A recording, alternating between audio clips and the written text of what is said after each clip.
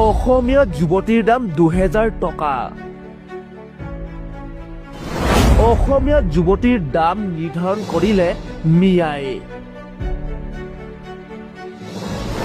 ১৭ বছৰে অসমীয়া যুৱতীৰ দেহ বিক্ৰী কৰি আহিছিল এটা মিয়াই।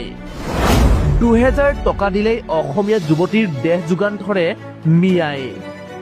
প্ৰথমে মন কৰক এই মিয়াটোক। ১৭ বছৰে অসমীয়া যুৱতীৰ দেহ বিক্ৰী কৰি আহিছিল আজিজুল নামৰ এই মিয়াটোৱে। শিৱসাগৰৰ এটা ভাড়াঘৰত দীৰ্ঘদিন ধৰি এই মিয়াটোৱে চলাই আহিছিল দেহ ব্যৱসায়। কিন্তু শিৱসাগৰে দুজন যুৱকে এই সমগ্ৰ ঘটনাটো পোহৰলৈ আনিলে।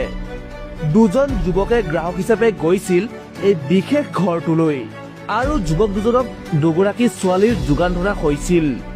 তাৰে এজন যুৱকে চলনাৰে বাহিৰলৈ ওলাই আহি এটা সংগঠনক ফোন কৰে আৰু লগে লগে সেই ঠাইত উপস্থিত হৈ নাৰী দেহ ব্যৱসায়ী চক্ৰ উৎখাত কৰে সংগঠনটোৱে। যুৱতীৰ যোগান ধৰা দালাল আজিজুলক উক্ত স্থানতে সংগঠনটোৰ সদস্যসকলে কৰায়ত্ব কৰি আৰক্ষীক গতাই দিয়ে। News 6 report.